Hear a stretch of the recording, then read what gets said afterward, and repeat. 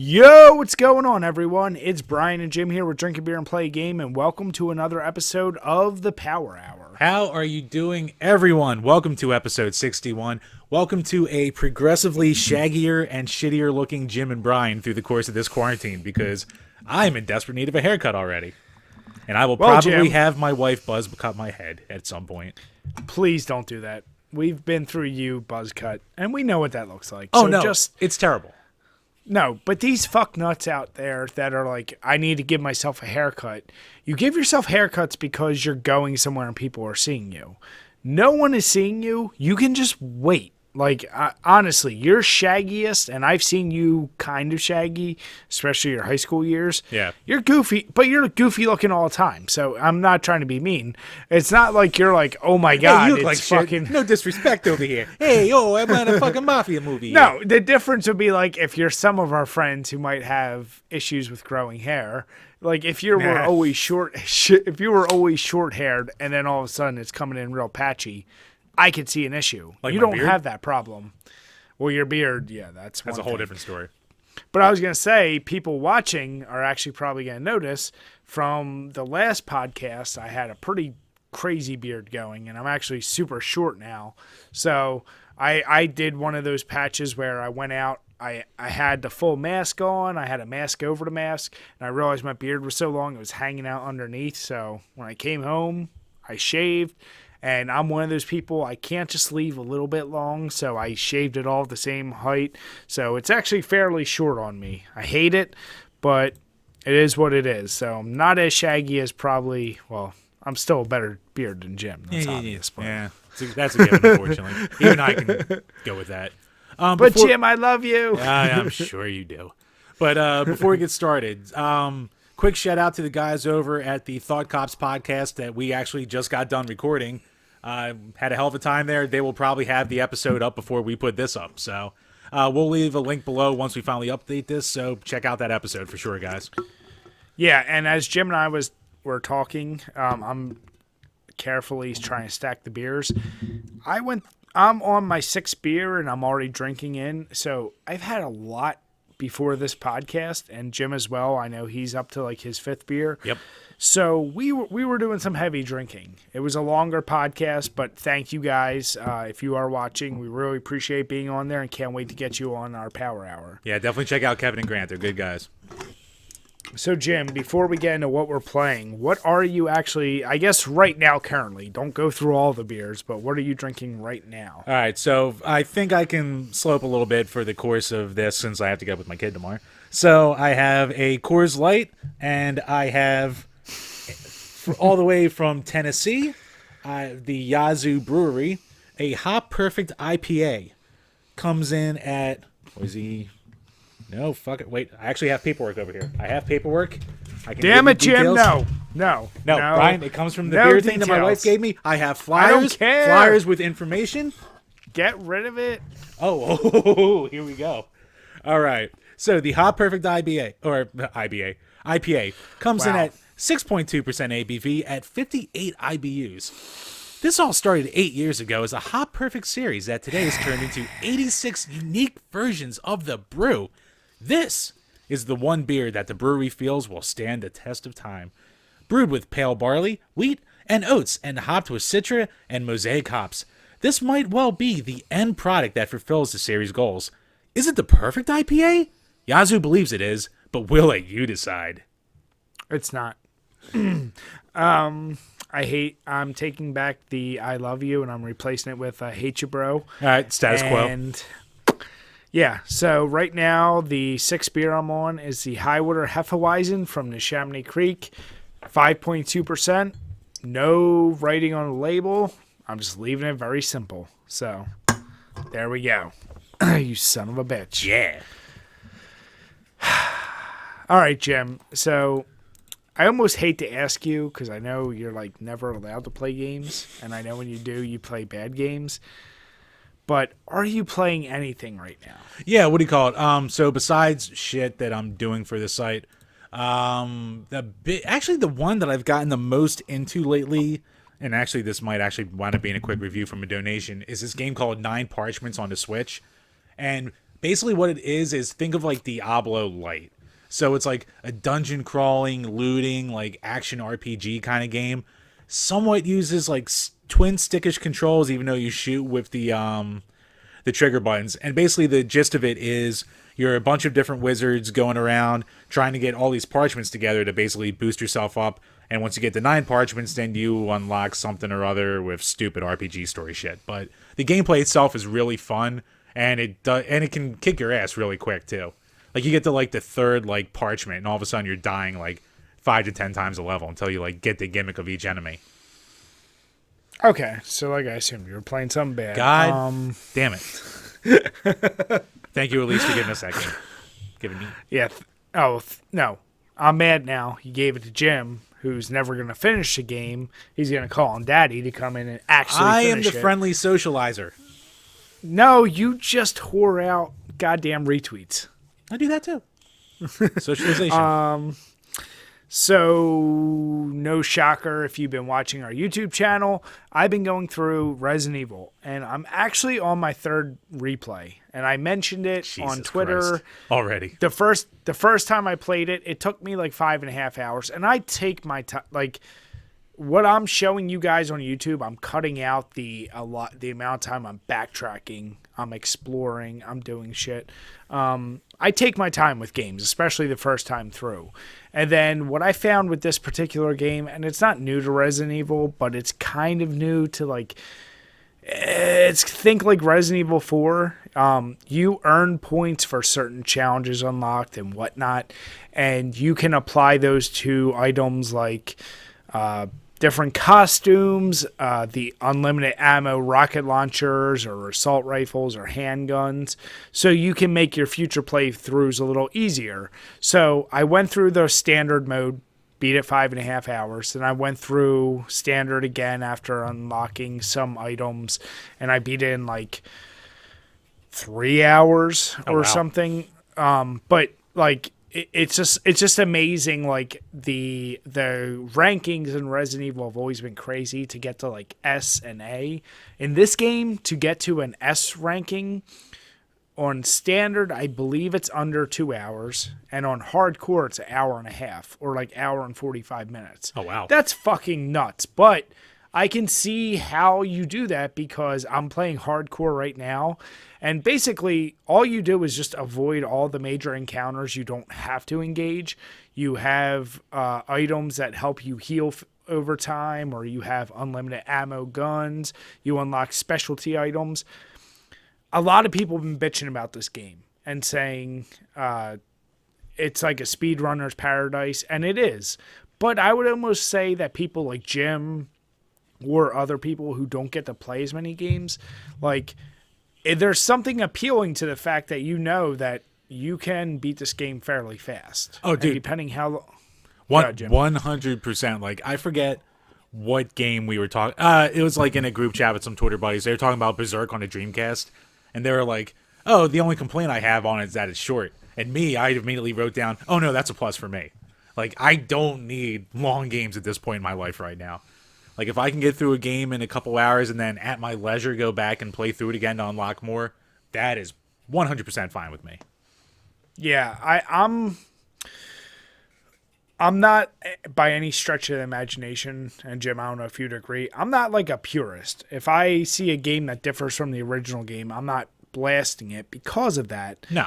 Like the original Resident Evil 3, I think took me on average 8 hours to 10 hours, something in that range. This game obviously significantly faster. They cut a lot of shit, and I'm going to leave some stuff for the eventual review that will come out, but it's a really good game. And the fact that they add in that RE resistance mode, and they add in just their reasons to come back and replay, it shouldn't be completely shunned because it's not picture perfect to the original game. I'll just leave it at that. So all my time has been sucked up with that. I actually took a break from New Vegas because I've been playing this so much, but I'm 85% through New Vegas. I'll say that. Oh, nice. But yeah, now that I'll probably polish off New Vegas and Resident Evil I guess my next game, I don't know. Like, I have so many I have to go through, so I'm not sure what's next for me. Yeah, I think just besides doing the games for the page, the next thing I'm going to go through is, I mean, I have more than enough of a backlog, so I don't even fun. I can pull anything down from the goddamn shelves. I have options. Yeah. You have a lot you need to go through. I was joking. We were joking before we did Thought Cops earlier about how a lot of stores are closing down the electronic sections as, like, you know, non-essential purchases and shit like that. I'm looking around like, motherfucker, I got physical media for days. Who's the sucker now? Yeah. Jim, you're gonna need to play Resident Evil 3 so we can add to the reviews. Yeah, I know. We are going to have to... Every time we finally finish up a goddamn thing, there's always, like, 2 months later, a new entry in the game comes out. Like, I think when we finished up Mortal Kombat, they announced, like, oh, by the way, 11's coming in next year. Like, motherfucker. But, Jim, we haven't seen a Simpsons game, so let's not jinx it. It's a good point. So, yeah, that's what we're drinking. That's what we're playing. Let us know below, guys, what you're drinking or you're playing. If there's any games you've finally getting to or just brand new games. We know Doom is obviously still very popular, but let us know what you're playing right now. All right, Chambers, what do we got for the Patreon questions? All right, first up from our buddy Game Whisperer Dean. I've obviously been drinking already. This is gonna be a special episode of the Power Hour right here. Yep. And my fucking Audacity keeps going up and down the volume, so I'm just gonna let it do its own thing. Many years ago, Retro Liberty had an episode called Convinced, where they would choose games from their past, read the back cover, and ask themselves if they'd be convinced to rent the game. BITD. I don't know what that means. But you had... Back in the day. Thank you. But do you have a similar fond memory of renting/buying a title based on the box alone? I mean, I think me and you, that's kind of just like almost identical to beer. The number of games I would rent strictly based on cover art. As a kid, I'll be honest, I probably didn't spend as much time as I should have reading the back label. It was really that front cover. Like the cover art needed to be so critical in what you were buying, what you were renting before the internet, because what else did you have it to base on? Unless you were subscribed to, Nintendo Power or whatever gaming magazine was available. Right. You had no frame of reference unless a friend told you about a game. So a lot of times I would just be sold, and me being into horror, like I would get roped into any game that had monsters or whatever on the cover. And sometimes I was pleased. Other times I was like, this game sucked. But, yeah, one cover, and it's a game I've talked about before that definitely sold me, was Time Lord on the NES. I love that game. I still love that game. I don't think it's aged as well, and maybe in the future, if we do a special month of my games that aren't horror games, right, I'll pick that. It's just the cover was just nutty, and I remember looking at it, and I was like, oh, this looks kind of up my alley. It's like all kinds of weird shit. So yeah, that was an easy selling point for me. Yeah, I think I'm going to go with Urban Strike on the Genesis, and it was on the Super NES too. And like I remember, not so much straight up because of the cover, but the cover is awesome because it's just a helicopter running away from an explosion, shooting missiles and guns, which more can you need? And then you look at the back cover, and every single screenshot is covered in explosions. So basically, I remember playing Jungle Strike over a friend's place, like maybe... Urban Strike? No. Like the whole series. Like the first one was Jungle Strike. So I played Jungle Strike, and then I picked this up. I was at like... It was like the late 90s, and it was at like a weird like discount like bulk store. And I saw it there, and I was like, oh shit, a Genesis game. I was like, oh shit, urban like helicopter shooting game. I remember this. And then when you see, an Apache flying away from an explosion, how can you not buy it for that alone? So that's definitely one of those ones that sticks out of my mind a lot. Jim, I gotta say, I don't mean to criticize you so much. Here we go. But you don't think that cover is a little generic? I mean, an airplane with explosions, which is essentially what it is. It's running from an explosion and it's shooting a missile to make its own explosion. All right, Jim. Or I'll say Road Rash. I could have said Road Rash too, with two guys fighting each other. That would have been a little more original. This is almost a recurring bit for me, where you like my second answer way more than my first answer with every question. Because your first answer, you're Barry Horowitz at the end of the day. Like, you're that guy. You slap yourself on the my back right as we speak, motherfucker. Slapping it right now. I mean, listen, Jim. You and I, we've been friends long enough to know you sometimes throw out things out there that like you need a second chance on many things in your life, and it's like, just start using that. Go with your initial thought, and then say, okay, we know this is gonna be terrible. Let me say a second thing. You son of a bitch. Except for that time I started with Mexico and then went to Brazil, and then you hated me. I was right. What's the next question, Jim? Well, the next one comes from our buddy G to the Next Level. I have to ask, what are your opinions about Animal Crossing? Last podcast, I asked about guilty pleasures, and it's definitely one of mine. Cheers. I don't get it. I never played it. But whenever I see a game that gets really big, I'll watch. I'm not going to sit here and say I watch hours. I watch 10 to 30 minutes of like a gameplay to like, what the hell is this all about? I've never played Overwatch. I see what the appeal is in that. With Animal Crossing, especially with Twitter, a lot of our friends play that. Oh, yeah. I equate that to, it's like a Minecraft meets The Sims. And I could be completely wrong, but you essentially have your own island and you interact with people, and the monotony of raising a farm, catching fish, upgrading your house, your island, like all that it's a simulation game of whatever world you want to consider. I don't get what the particular appeal of that game over all the other simulation games are. And I've never played it, so I'm not going to sit here and say it's not worthy of it. It's that gameplay style doesn't appeal to me at all. So I really can't say how I feel about the game. I don't understand what the pop is all about. Yeah, I've never played them either, but I know a lot of people who absolutely love it. And I think it's just like I get it as, a form of like a veg out kind of game, which is fine. Like we all have our veg out games.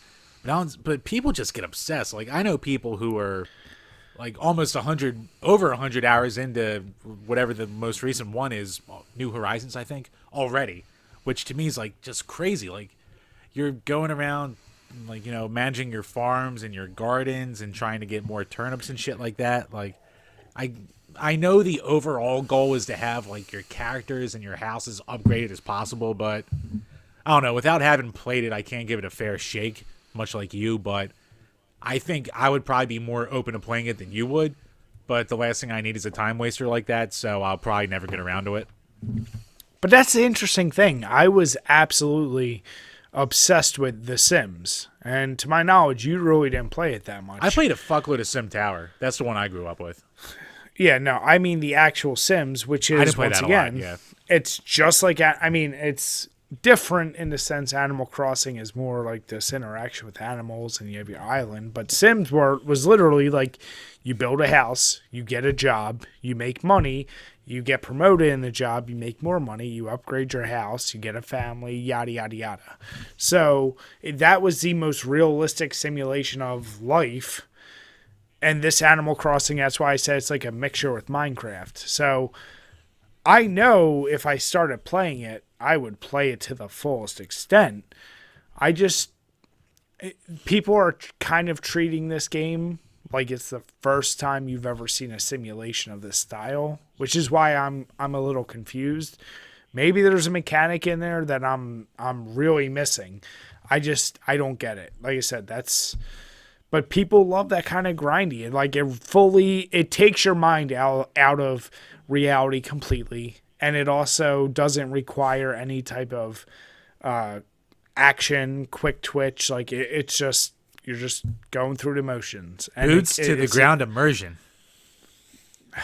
Jim, you're talking about visceral boots on the ground action. You son of a bitch.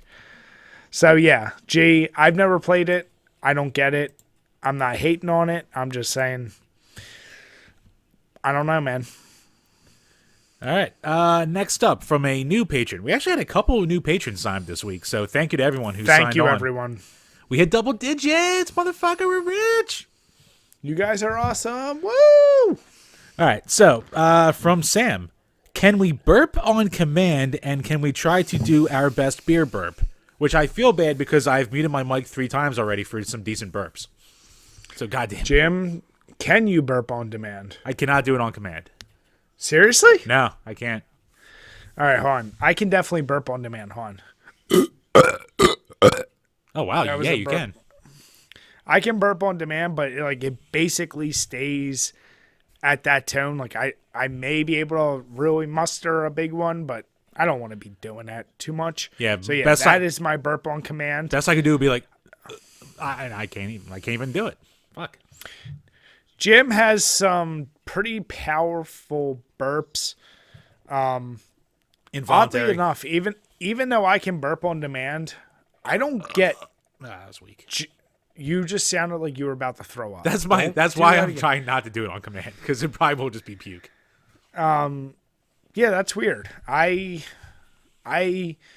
can get some pretty crazy burps, but Jim has really crazy, and he's calling them involuntary, but he makes it's like most normal people. You get a burp, you try to control it. Jim just lets it out like it's like a release of the fucking doves. I don't get it. Actually, what do you call it? So, because of the question at hand, I'm going to save up my next one when it comes. I will just let it rip. And Brian can't be 100% mad at me this time because I'm doing it for our dear delightful patrons. I'm giving you one, Jim. Not multiple. Yes. So, yeah, my burp, once again, it's a simple burp. All right, next up. Interesting question. Yep, thank you, Sam. Coming in with a bang. Next up, from Nerdy Nick 91.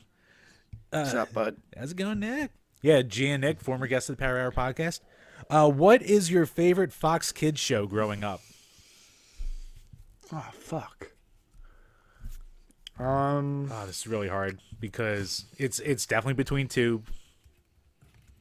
You go first because I need to look up specifically so I don't misspeak.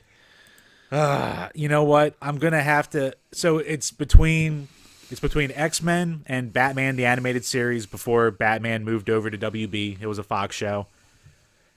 I'm gonna have to go X-Men because when I was a kid at the time, X-Men was my favorite bar none cartoon ever. Batman was a very close second, but X-Men, the most melodramatic cartoon in the history of goddamn time. But I just... damn it, I wasted There's it. your only beer. I wasted it. Or your only burp, Jim. Yeah, Yep. It could have been better. But, yeah. See? Involuntary. But, yeah, X-Men was my goddamn jam back then. Like, I bought every single toy. Didn't really buy that many comics, but every single toy, that was my show to watch. Like, Batman and Power Rangers wound up being, after school, every day, but X-Men never was, which always kind of, burned my soul. So I always had to wait until Saturday, but, yeah, X-Men was my shit. Yeah, and now that I'm going through them all, I'm right there with Jim. Shut up, Jim. The Tick? I would say X-Men or Power Rangers. Like Jim, it was both for me. I think to this day, I still watch X-Men. I don't know, man. I definitely would only watch X-Men now, but Batman really holds up. Batman's like a masterpiece. But I was obsessed with Power Rangers. I'm saying it's only between X-Men and Power Rangers. Power Rangers does not hold up. No, not at all. But I don't know, man. Yeah. It's between those two. It's tough for me to answer because as a kid, I had every single Power Ranger toy. Excuse me. I had the Green Ranger. I had the flute. I still have that shit. I had the when he turned to the White Ranger with the sword. You had Saba? I had Saba.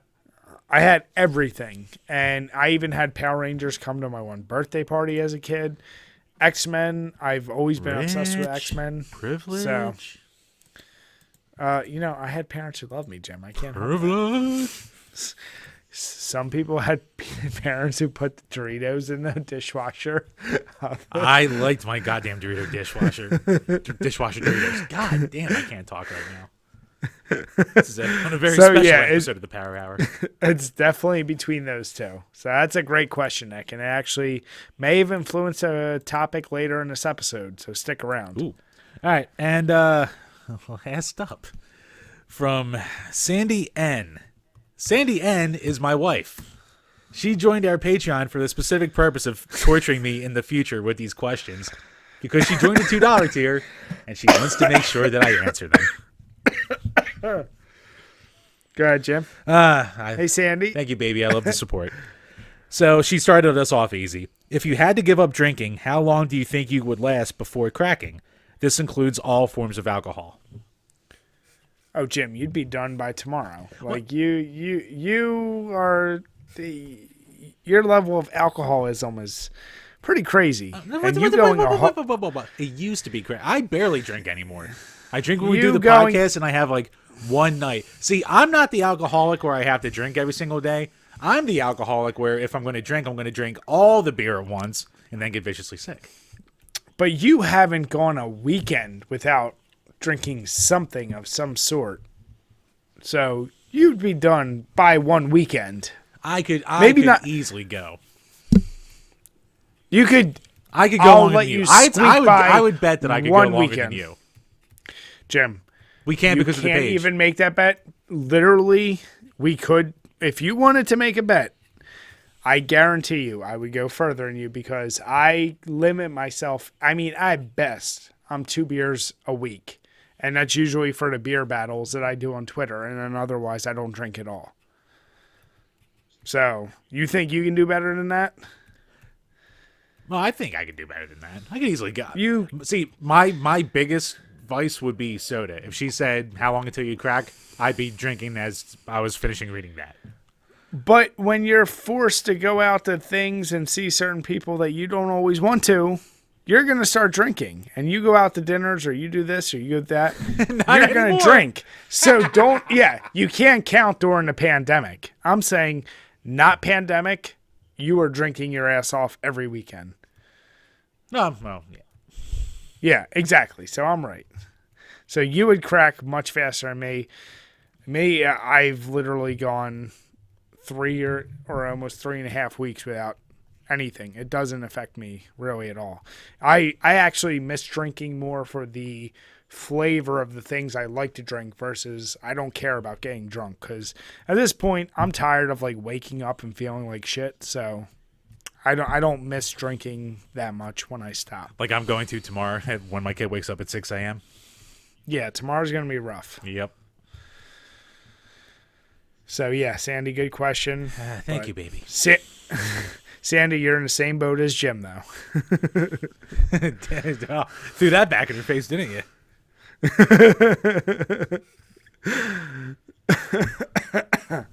Any more questions for Patreon? No, that winds it up.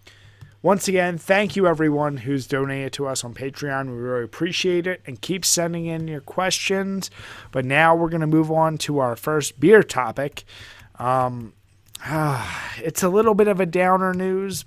I guess it's kind of... Everything's a downer. It is. With everything going on, we don't want to be the people that keep bringing downing news. But from brewbound.com, basically they're stating that from the Brewers Association survey, 46... Don't you talk, Jim. 46% of craft breweries say they may be forced to close within 3 months. So this article was published on April 7th. What's interesting is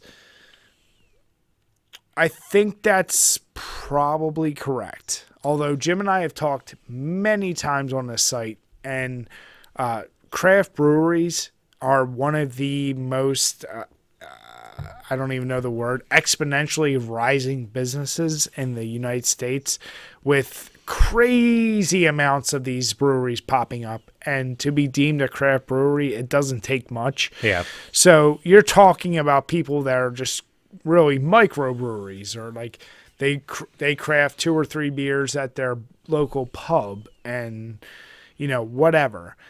In PA, I can only use us as an example. Beer stores are still open. Liquor stores are closed because we have state-run liquor stores. However, some places like grocery stores that sell beer or liquor can still sell liquor, but the main place you get your liquor from, they're closed. But beer places have stayed open, and a lot of breweries, I mean, there's probably within PA, I'll say 50 breweries that at a minimum that are offering home deliveries. I don't know how well that's actually going for them. A lot of places are converting to that, but yeah, a lot of craft brewery places probably are taking humongous hits. And I don't know if every state, how they're determining if beer is essential or not. It's an unfortunate thing, but I think it's just a ripple effect, like places across the board. They just announced something today that Walmart's, Targets, and every major chain store like that are supposed to stop selling like shirts, electronics, anything that's not food or medical related, anything that's not truly essential. So yeah, Jim and I love our beer, but I don't know how you justify keeping craft breweries open. Yeah. If everything else is closing. I mean, another really telling stat from this article was that 12.7 that responded said that they can only stay open for another week to 3 weeks. And I think that's really sad to hear, but it's also the thing that it hurts to say, but it's almost like there was too many of them. Because as you just said, like anyone could open up a thing and say we're a craft brewery. So as it was before the pandemic, there was so much competition out there that it almost was turning into like the restaurant industry, where you would be lucky if you had any kind of sustainability. But then you throw the end of the world on top of it, and, it just fucked a ton of people out of work. Even out of standard jobs, it screwed so many people, much less all these startup little businesses. Yeah, and restaurants, I believe, I had actually randomly seen an article before the pandemic, and I'll try to link it below if I find it, but I think it's something like maybe 70% of restaurants close within the first 5 years of opening. Oh, yeah. And that's restaurants. So breweries, there has been an oversaturation. And I do feel bad because there could be a small brewery that makes fucking delicious beer, but you're just not big enough and you can't sustain yourself. Maybe you lose a lot of your employees. I don't want to see this shit happen. Maybe and some of this talks about some options for some of these breweries, and we'll put the link below. But yeah, in this particular article, they noted that approximately there was about 8,150 active breweries in the United States. That is a lot of goddamn breweries. Yeah. So, I mean, and I don't know what I don't want to see those employees. If you're talking about a 46% cut of that, that's definitely not good. I mean, you're talking damn near 3,500 to 4,000 breweries being cut with who knows how many people. I'm sure there's going to be some bounce back or buybacks or bank things that can allow you to come back. But maybe it's a reality check for some breweries that's like, maybe we shouldn't be doing this. It's not a viable option. But yeah, it does suck. It sucks for us because we love new beers. We've had a lot of smaller breweries around us. I've been seeing what they've been going through, and I've considered doing the whole home delivery, but I'm still weird, man. I won't buy takeout. I won't go to fast food because I don't want people handling my shit. I could be considered paranoid, but yeah, I feel bad not doing it. But at the same time, I'm just kind of looking out for me and my family at this point. All right, sorry folks, we had a little bit of a audio issue, Brian but did. at the end of, well, it's really due to Jim. But as I was saying, the biggest issue is that there's a little bit too much of an influx of breweries, so it was unfortunately the perfect storm to kind of weed out a lot of them. I really hope it doesn't have a lasting effect, and I hope a lot of people who it's their dream and passion and who have opened up these businesses can recuperate from this. But with everything going on, it's hard to feel sympathy for one business or another. I mean, this is just a symptom of what we're going through right now. Yeah, unfortunately, it's fuck.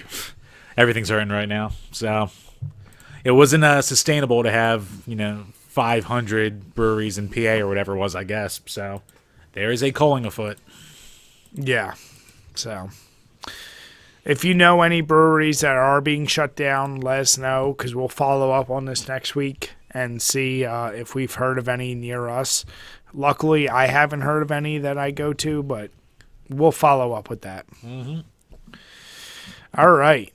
So next, Jim, I'm actually kind of excited that you threw this in here, because we said we want it to be a reoccurring thing, and I actually saw this. I showed this to my wife, and she laughed her ass off. But if of you course remember, you did. Knowing your wife, of course you did. Last podcast, I showed the video of the girl basically putting a glass in between her ass and pouring it. Apparently, she does that very often, because after our video, I saw a whole bunch of the same chick doing it. So that's just her gimmick, is doing that. But Jim actually posted a chick that appears to be using her crotch to open up a bottle. Yep. Now, after dating a few bartenders in my time, I know she's not actually using her crotch. I hate to be the spoilers for this. I know. But she has basically a bottle opener. She might just be there. using her belt buckle too. I think that's what it is. I think it's something on her belt buckle. But the way the camera's angled, it's a chick who's basically in a bra, assless chaps, but with underwear on. And the link will be below, but I'll show the video in this actual main video. But she cracks open a beer and holds it out. And there's a guy all the way in the corner, just with a face open. The only thing I don't like about this video is it feels extremely staged, because why is she just holding the beer out afterwards? She's not near the guy. He's already standing there waiting for it. And there's guys in the corner you can see holding up their cameras watching. So I feel like this was completely set up. It wasn't as natural as the last one, where the chick was just going about her day, pouring a beer out of her ass, or, pouring a beer into her ass. Still pretty goddamn funny, though, and I like that you put it up here. But my question is, Jim, if you were that guy, or if you were a guy, and you said, hey, I want a Bud Light, and you saw her do that, I mean, I kind of already know your answer. Would that stop you at all from drinking that beer? Oh, what? Sir. I Please. know. I didn't want to answer for you, Jim. I was trying to give you an opening. Right, she could have peed in the bottle and I wouldn't have stopped me, all right? God. If I paid my $2.50 for that beer, I'm drinking that goddamn beer. What if you saw some bumps around her mouth? Yeah, gonna get bumped sometime. God damn it, Jim. What if it was... All right, here's my hypothetical. All right. So we're going through this pandemic. All right. Say you and I were invited to a friend of ours' bachelor party. What if she was koofing all over it? No. I'm saying right now, what we're going through. This crazy germs are everywhere. I haven't heard. And let's say, whatever reason, we had a buddy of ours that was having a bachelor party in October, and things just started to get back to normal, and a chick did that. Would you feel as comfortable? Channeling my inner scumbag. At this point, no. But if I was single, I don't give a fuck. That has wait. Don't act like that has any bearing. Oh, it has bearing. I didn't say you were gonna fuck her, which you couldn't if it was that chick. But what I'm saying obviously is, not. All I'm saying is, and stop acting like being married that pisses me off that you just said that. You son of a bitch. If you were here, I'd hit you. I'm saying if you see a chick using her snatch to open up your beer, are you going to drink it more because you're kind of a germaphobe, even though you're... Yeah, I am weirdly a little bit germaphobe. Yeah, like, I'm saying, like, with the corona shit, like, okay, they decide let's open everything back up by July of this year. And then I'm saying it's only October. People are probably still a little weird. You see that. Are you going to be cool with that? I don't know. I haven't seen any clan to mouth transmission articles yet, so I think I'd probably be all right with that. God damn it, Jim. All right. That's your answer then. You son of a bitch.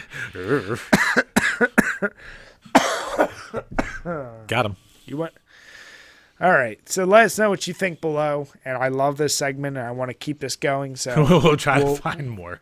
We'll find shit no matter what. Troll Instagram. You can find any thousands of accounts with thousands of followers just for being a hot chick with a beer. Yeah.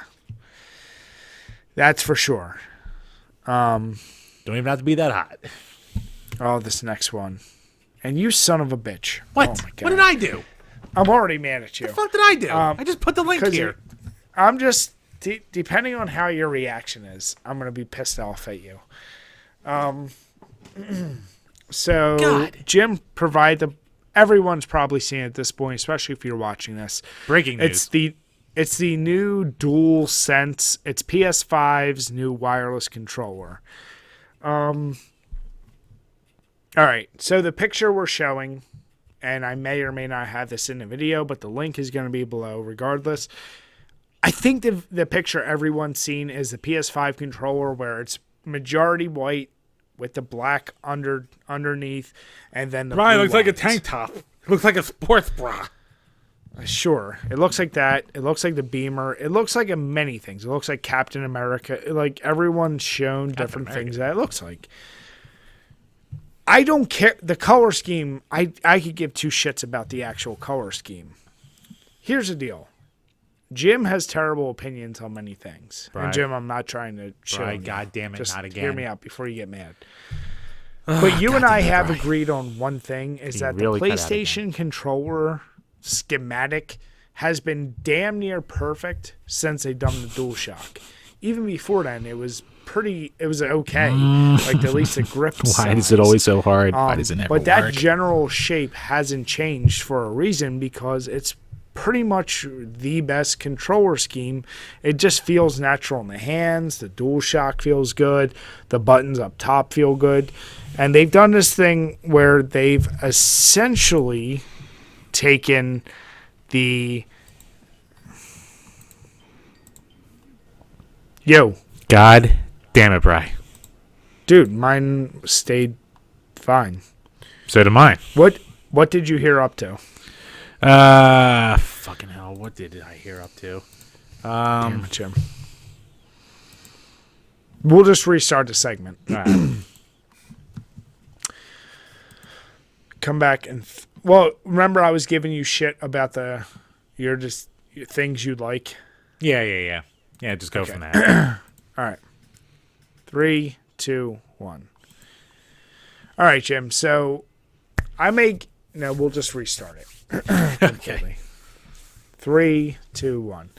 All right. This next one, and God damn it, Jim. What? I may give you a lot of hell, and I'm not trying to give you hell. I promise you I'm not trying to give you hell. This is breaking news.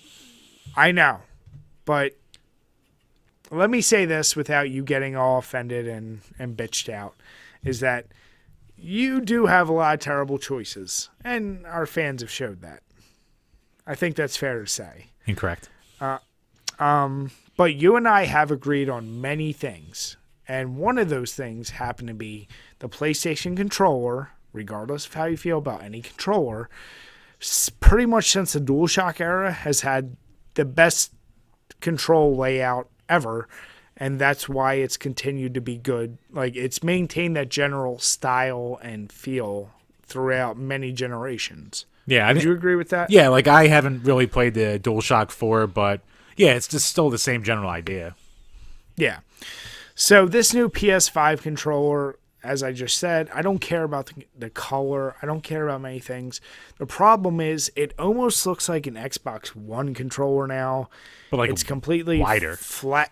It's wider. It's flattened out. The buttons are no longer in the grooves in the controller. They're like actually just stick up buttons for the RB, LB, and the, those buttons, the bumpers, if you will. The actual DualShocks are now more streamlined.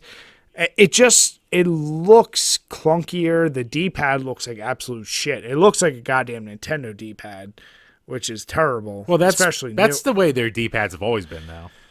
No, their D-pads have been better feeling. Like I'm just looking at that, and I feel like I can, just the way it looks, I can feel it in my fingers. It almost looks like the D-pad's a little oversized now. Like, because it always had the 4 separate direction kind of buttony layout that on all the controllers. Yeah, which is fine. Yeah, which is fine. It just looks like it's a little oversized. I think that's a problem.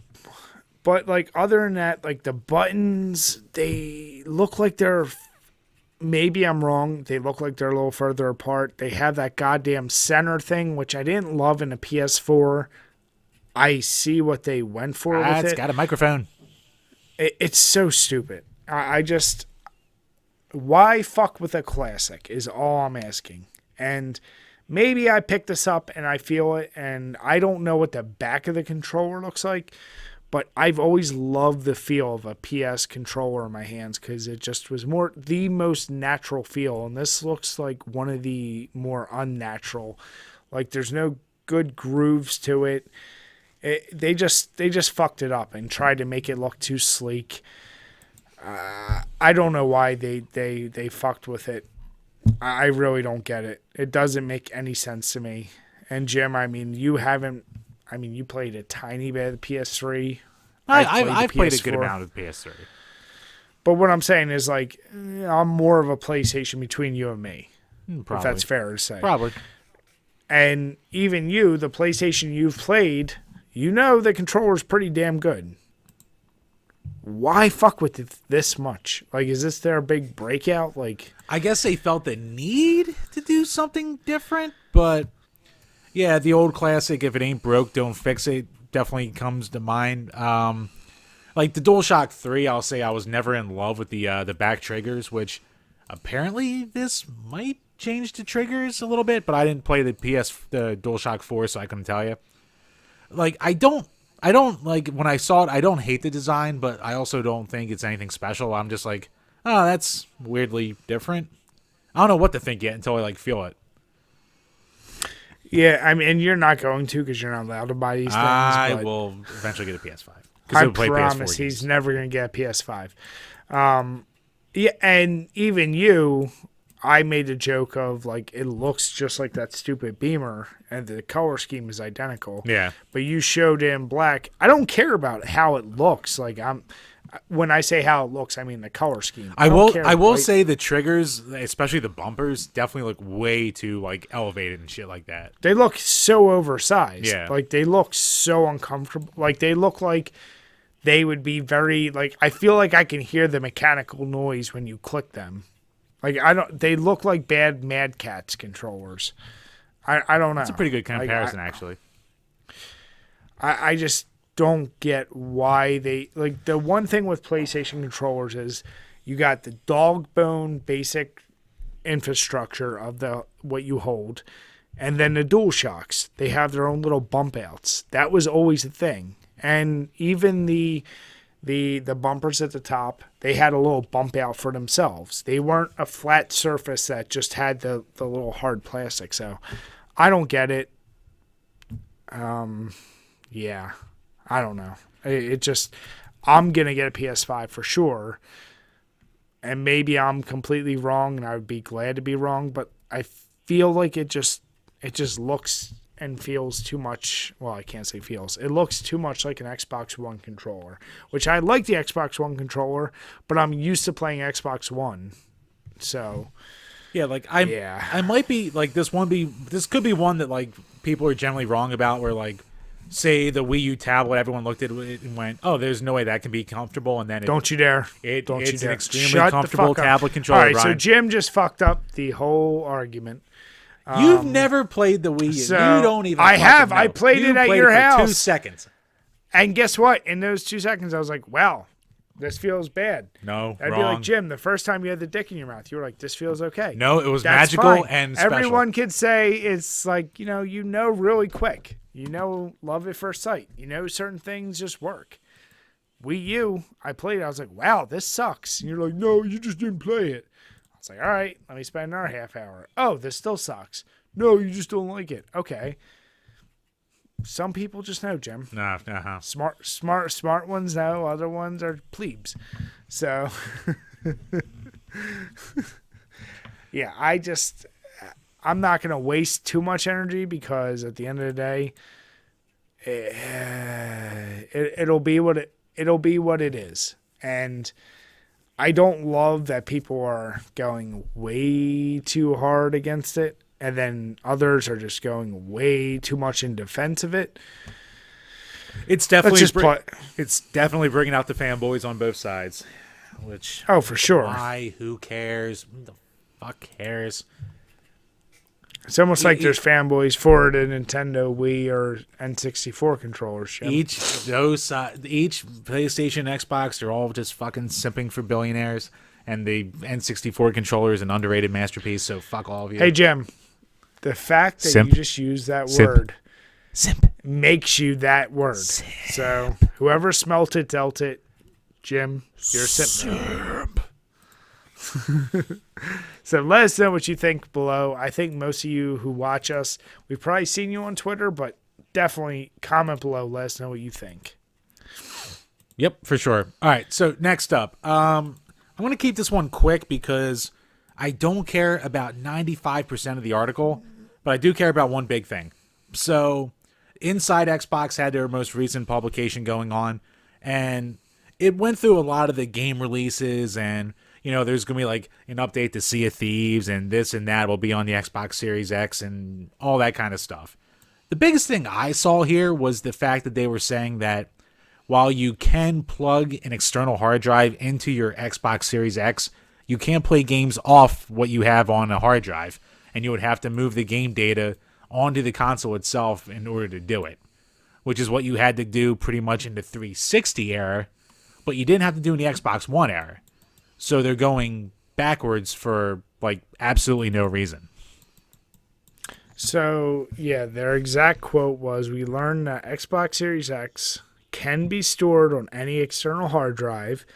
They'll need to be moved to the internal memory or the official Seagate expansion drive in order to play them. So stupid. I still, in my mind, I can't work that out. So you can hook that up, download the game, but you can only play the game after transferring it over to the internal.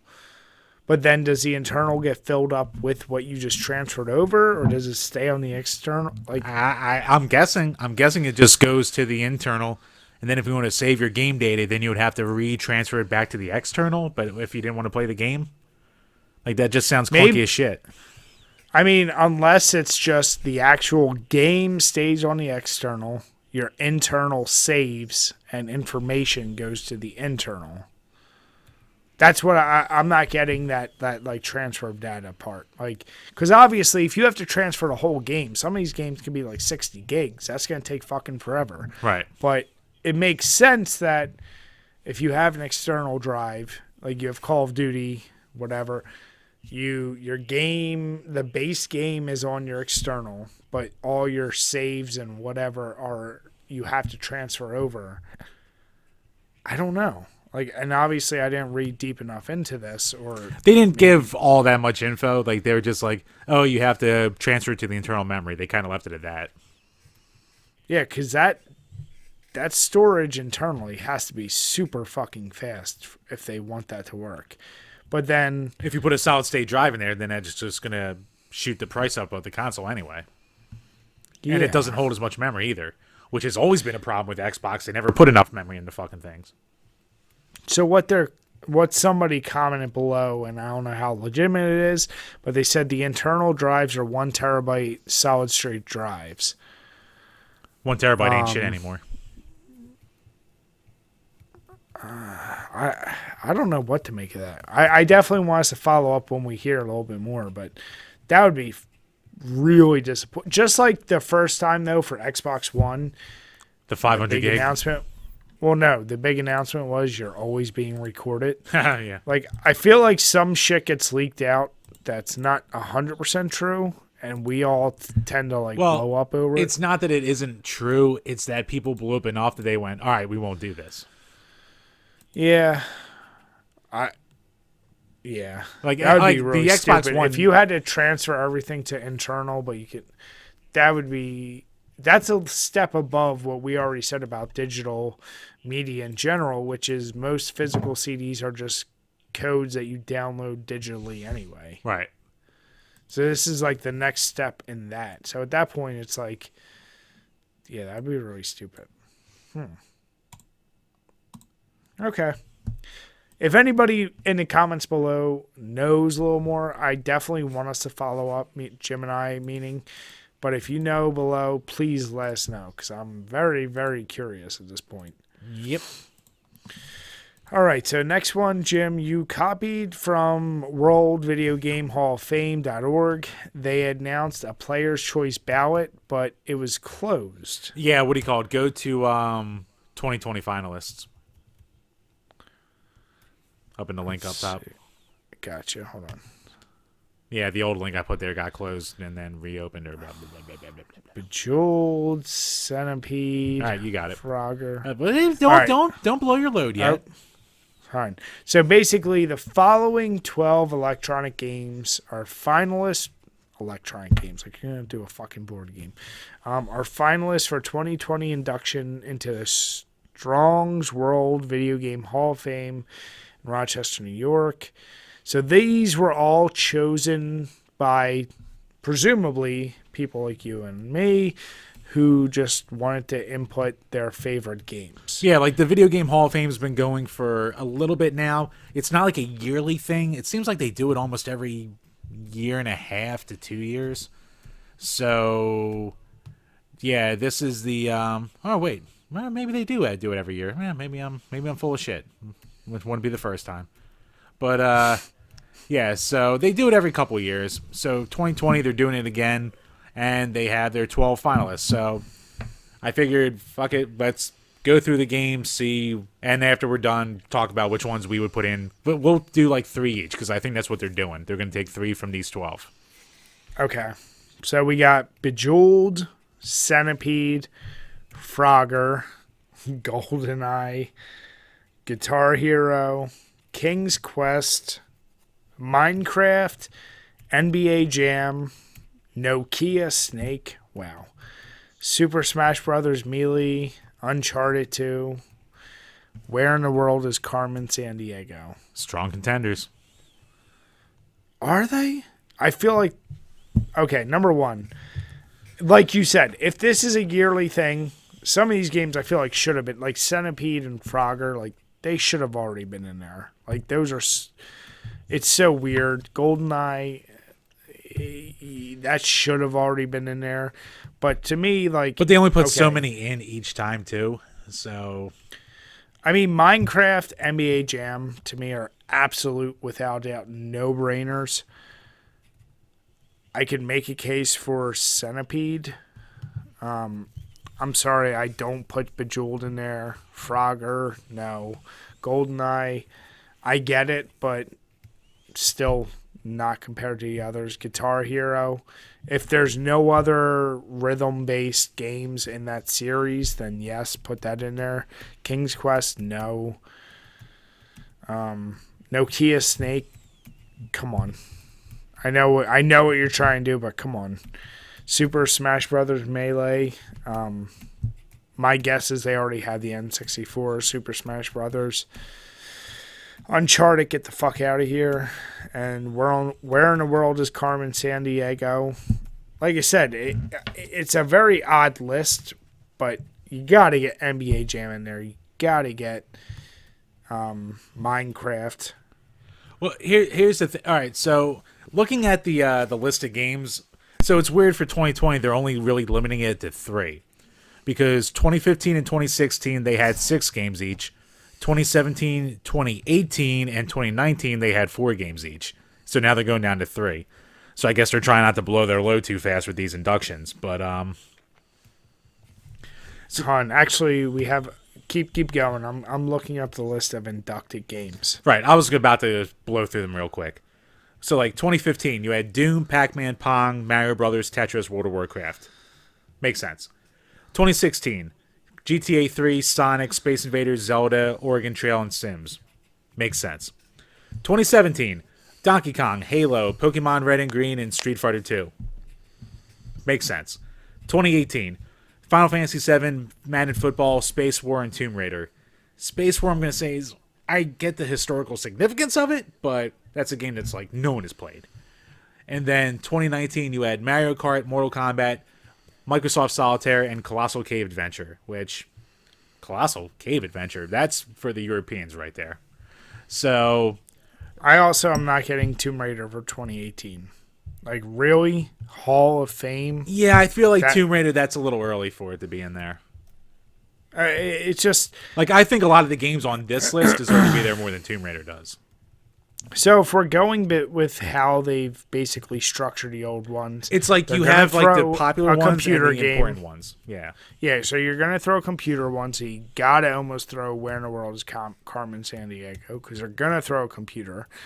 You're going to throw an older one. I'd say Centipede at that point. Yeah, definitely Centipede. And then that mid-range. But they like to throw the new one. So I feel like Minecraft is undoubtedly going to be in there. So it's whether they just get it out of the way now. Yeah, it's like they have the popular one, the important one, the old one. I mean, they're only doing 3 this time. So. But they're only doing 3, yeah. Because I would have said then GoldenEye would have made sense in the old structure. Yeah, like GoldenEye is like the most important like console first-person shooter ever. Like Guitar Hero had its phase, but I don't think that's going to get in there for a long time. King's Quest, I know it has its fans.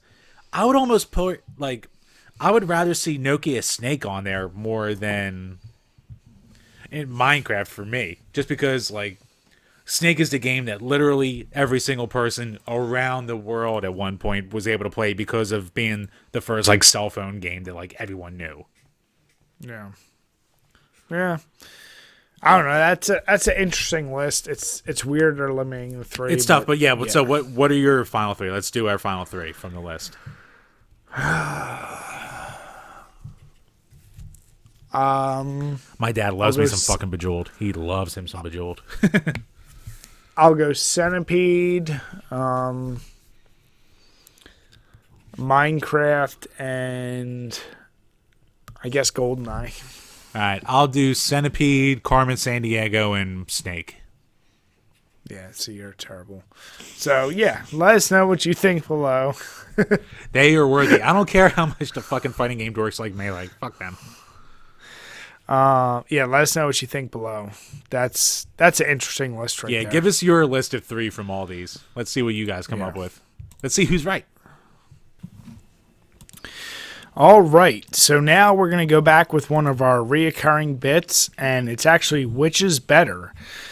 This is a topic I threw in there. Getting back to a lot of the topics we did, I have 2 actually for today. I think we did the first one ages ago. No, we did something similar, but it wasn't this exact one. So the question is, hold on. The question actually is, which is better, Ken or Guile's music from Street Fighter 2? I think it's pretty safe to say, and Jim, you correct me if you think I'm wrong, Street Fighter 2 of all the Street Fighters probably has the most memorable music. Oh, yeah. In that series. And I think those 2 themes are probably the best, right? I would probably go with that. So I listened to them many times before I put this up there. And I'm not putting it up there because I have a strong feeling one way or the other. I really don't know which one is better. I think I have one I prefer just a little bit, but I want to get your take first on this. So between those two themes, which do you think is better? God, I'm like 90% sure we did this before. But in the interest of doing this, yeah, God, they're both so good, but I'm probably going to go Ken just because when it kicks in, like Ken's has that dynamic of like the build up and then the punch in the face from when it really kicks in on top of being just a great tune. Whereas Guile's music is a little more, not to say blasé is like a bad word, but like it's a little more chillish overall, but it's still like another great track. I just think Ken's is a little bit more dynamic by like a cunt hair, so I'm going with Ken. Okay. I actually see your point, and I guess just to be devil's advocate, I'll only say Guile's because I think when people reference Street Fighter 2 music, unless they're referring to that very opening title past the Capcom music, Yeah. I feel like they think of Guile's music. You know, do do do do do. Right. Like I just feel like that is the quintessential when you think Street Fighter 2 music. That's what you go to. I could be completely wrong, but yeah, taking out the Street Fighter 2 that opening, that's the music that I think really holds true. And there's something so. Oh, what terrible cliche words can I use? Not heroic, but like triumphant. That like I know what opening. I don't even know what kind of instrument you would consider it. Is that like a trumpet? Like doo, doo, doo, doo, doo? Yeah, I Like, mean, I don't. Yeah, it's like a whole horn section based out of a keyboard, MIDI keyboard. So, but I know what you mean though. Yeah, like I listen to all of them. I really wanted to put Ryu. I really wanted to put a lot of these, but yeah, Ken and Guile. I feel like they're the best ones by far. America. Like, yeah, you're not right there. I mean, you're not wrong. How dare you? I was gonna say. Would there be anyone else off the top of your head that you would say would compare to these two? Or let's put it this way. Okay, so Ryu, it's pretty good. Yeah, Ryu's is pretty good. Like Vega's is pretty good. I would not put Hondas, E-Hondas. No, I wouldn't put. I would not put Blanca's. My next one was gonna be Blanca to say a no. Chun-Li's is okay, but nah, that one's a little weak. It's Zangief's is pretty good, but it's not like quite a Guile and Ken. Yeah, it's a tough one. Balrog, I wouldn't put there. Dawson. Sagat's is pretty good, but it's like a little more like melodic and like background noisy more than it is like memorable. Kind of the same with M. Bison. Yeah. Dazum's I like a lot. Dazum's has some character to it. You know what? Like maybe T-Hawk. I think T-Hawk stands out more than a lot of these ones, than a lot of the like the 1A ones. Yeah. But yeah, or like DJ's is pretty good. Fei Long's is pretty sweet actually. Fei Long has a great one. I think it's still pretty safe to say Ken and Guile are the best. Yeah, and even with if you're gonna go to like fucking Fei Long and T-Hawk, like then you go into Super with the expanded roster. If you're sticking with like the base roster, Ken and Guile by far. But honestly, memorable wise, T-Hawk and Fei Long are never going to compete with Ken and Guile. Yeah, that's also true. Like I will say, like being like I play the drums, so if I was gonna pick a song that I would want to jam out to more, it would definitely be Guile's. But I just think I like Ken's a little bit more. Yeah. Yeah, and like I said, I don't have a strong opinion either way. So I'm curious what you guys think below. I think those are two they're just right there. They're both A's, A+, maybe A+, but they're just neck and neck. And regardless of how Jim and I have kind of talked about Street Fighter, I feel like memorable soundtracks stop right with that Street Fighter 2. Like past that, I couldn't tell you one soundtrack outside of there. Yeah, I mean we're not fighting game aficionados either, but yeah. But I mean, for as much like Tekken and Marvel's Capcoms we've played, I couldn't name you a single music track from any of those games as much as I could. Unfortunately, there's one Marvel versus Capcom. There's 3. Well, I'm saying there's one in particular. from Marvel vs. Capcom 2. Gonna take you for a ride. Oh, well, that's a given. I hate that song. Gonna eat some pizza pie. That's what makes me hate that game. Gonna jack off in your eye. Damn it, Jim. So the next one actually is kind of inspired by our buddy Nerdy Nick, because he asked us what were Fox kids shows we liked. You motherfucker. Oh, and no. I don't No. I don't know where to go with this one. Piece of shit. You rat bastard. Oh, god damn it. So for me and Jim's answers from that, we both said we love X-Men and Power Rangers. And honestly, both of those theme songs, you take that X-Men one, it's obviously just instrumental, but it's such a fucking build-up. And the one part of that song, I don't care who you are, that sound when Wolverine does his claw chink and it like pierces through a song. That's amazing. But then Power Rangers, honestly, I still drive my wife crazy because I have it on my Amazon Unlimited Music like thing. So she'll be listening to whatever she listens to, and in the middle will be like, "Go Power Ranger," and she's like, "God damn it!" Like that guitar will start off. She'll be like, "What is this?" I'm like, "Oh, just wait." And like I get so hype off that initial guitar from Power Rangers that. That's the question. Which is better, the X-Men animated series theme or the Power Rangers, I guess, first show, whatever you want to call it, theme? That, you know, I really,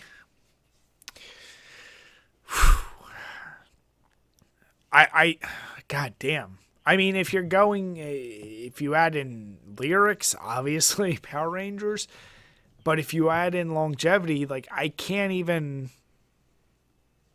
dismiss either one. And I don't even have a personal preference. Like I hear both of those and I get really hyped from both of them. And I can't say I truly prefer one over the other. So Jim, it's all down to you. Oh, this sucks. I'm going to be the fence sitter. You pussy piece of shit. All right. I'm going to give an answer. And I have an answer, and I have a reason for it. I'm already mad at you that you're giving any kind of answer. Let me just say it's that. an impossible answer because they're both perfect. They're both perfect songs. But wait, can I guess what you're going to pick? Go ahead. You're probably going to say X-Men. You're correct. And I'm only going to say that because that was the only ringtone I've ever bought for any phone, and I've bought it for every single phone I've owned, is the X-Men theme song to be my ringtone for my phones. Because... It's the song that's had that kind of impact on my everyday life. And for a slightly minor reason, it used to piss my roommates off so much when I'd be pooping, but I'd have my old flip phone upstairs, so they'd have to hear the phone going off again and again and again and hearing the X-Men theme and going fucking nuts. So for that reason alone, I'm going to go X-Men. But, I mean, like, as a structured song, obviously Power Rangers is better, but... as a theme song, they're both completely neck and neck. But because of annoying nostalgia, I will go X-Men. Is there any other theme song you can think of from our childhood? So basically, we'll keep it generic, say from the mid-90s to the late 80s, you can think of that could even stand close to those two? The second SWAT Cats theme song. I don't know off the top of my head, so I can't say. It's really, really good. It's one of my favorite theme songs ever. All right, so I'm going to say it's bad. God damn it. Both SWAT Cats themes are good, but the second one I like more. But I'm saying, like, outside of, like, that everyone knows. Oh, I mean, if you're going with normies, then, if you're doing 90s, because, I mean, the stupid 80s people will always be like, oh, G.I. Joe and Teenage Mutant Ninja Turtles. Like, shut up, their songs suck. But they don't compare. But they don't compare to those, no, too. God, no. But, no, wait. I got one. I have the ultimate one. Go ahead. The Pokemon theme song. Oh, fuck that song. Compared to those two? It's Compared right to those two? It's right up there with them. Get the fuck out. See, this is where you just lose all credibility. You don't get the feels. Pokemon, gonna get them back. Yeah, I'm saying it's Pokemon. It's fine. That's where I'll leave it. It's fine. That's the only one that's close to being as good as them. Yeah, but it's not on that level. If those two are A pluses, that's an A minus at best. You talk to someone born 2 years later than us, they're going to say that that's the God tier one. But they're wrong because we have more years on this earth, so fuck them. Well, then some goddamn boomer's going to say fucking G.I. Joe's better, and everyone knows that's wrong. But they're going to be dead soon, so we can outweigh them, so who cares? Jesus. well, when you're right, I guess. There you go. So, yeah. Look, Good luck answering that, people below. I'm curious. I'll put links to each song below if you really want to hear it. Yeah, good luck telling us which one's the better theme song. Good luck. Yeah. And I'm not trying to weigh which show was better. That's not the question. We're strictly talking about the song. Right. It's obviously X-Men was better, but I mean, it definitely lasted much better, that's for sure. But when Tommy became the Green Ranger, oh my God. I mean, Power Rangers has been on for fucking ever. And then if you get if you get into anything Super Sentai in that, Japan, holy shit. No, I don't count any of that bullshit. I'm literally sticking to that initial Power Rangers run. Mighty Morphin? Right past, yeah. All right, so our final topic for tonight, and it's another recurring bit. It's overrated, underrated. We never touched this, but I think... We did a little bit back when we reviewed them, a tiny bit. Yeah, but Tecmo Superbowl, you can just put Tecmo Bowl with Super Bowl. Because obviously Super Bowl is just a little bit faster. Right. But generally, Tecmo Superbowl, this series, because it pretty much died, even though it did have some 16-bit releases. Right. Is it overrated or is it underrated? For me, if I'm going with this, right off the bat, it's definitely underrated. It's the quintessential arcade football game that everyone to this day could pick up, play, and like. Whether you're a football fan or not, you can find fun with this, kind of like NBA Jam for basketball games. And the fact that it still gets modded today with modern rosters shows the kind of goddamn staying power. And unfortunately, until like NFL Blitz and some other random football games, there's no such thing as arcadey football games anymore. Yeah, so for real. This is still a viable option to go back to and have a ton of fun with. So it has to be underrated. Yeah, I mean, I'd love to play devil's advocate and say overrated, but no. Like, if I was going to say anything, I'd be a fence-sitting pussy like Brian was just now and say that it's perfectly rated. But if I had to choose, I would say underrated for the simple fact that, as we've seen with many of our video comment sections, people have an unhealthy obsession with saying that NES sports games are good, when 99% of them are not. But these are. These are the only ones that hold up. Blades of Steel and Ice Hockey are fun still. I'll give them as like the 1A. But like, if you're going to go for like, if you say pick two NES sports games that truly hold up from this era, from the NES era, it's going to be the two Tecmo Bowl games. So there's Jim, no way without giving full spoilers, eventually if we do a top 10 sports list, is there any chance it's not going to be Tecmo Super Bowl at 1? I mean, the obvious winner is going to be Lee Trevino's Fighting Golf, but number two will be one of the Tecmo Bowl games. If we were making your list, I'm sure that there could be some validity in that. You son of a Lee bitch. Trevino's Fighting. No, I mean, like the closest ones I would say for legitimately to them would be Blades of Steel, Ice Hockey, and maybe Arch Rivals, but that'll be about it. And they're still not really close. Oh God, someone's really pissed off about Baseball Stars again right now. Oh, dude, Jim, what will happen if we do a top 10 and Baseball Stars is not in it? God, just play it on the Neo Geo, you fucking dorks. But yeah, get a great conversion for the NES. I thought this would be an easy answer. I know Jim really sucked at the Tecmo Bowl and Super Bowl because I whooped his ass, and he bitched about how fast it was. Back in the day, I did prefer the original Tecmo Bowl because it wasn't as overly fast as Super Bowl. Yeah. But still, I figured I wanted to see if there was any chance he would put over. And I love playing Devil's Advocate, but I really can't. There's nothing I can say. Like, what are you going to say? Like, oh, there's not enough play selections? Like, who gives a shit? It's too fun. Literally, that's it. It's almost too simplistic, but it's so goddamn fun that there's nothing to bitch about with that game. Right. So I would love if in the comments below you guys truly hate that game. Let me hear it. Because obviously everyone talks about it, and that is one of those candidates for it could be considered overrated because everyone loves it. But when you actually sit down and play, you're like, oh, yeah, I guess they're justified. Fuck. So let us know below. But with that, guys, we are going to close it out. We've been through many, many, many beers tonight, and we really appreciate you guys sticking with us. If you have any comments, any questions, link below. Please give us a 5-star on iTunes if you're listening. Even if you want to bash us, do it in the comments. And until next time, guys. Cheers. Cheers.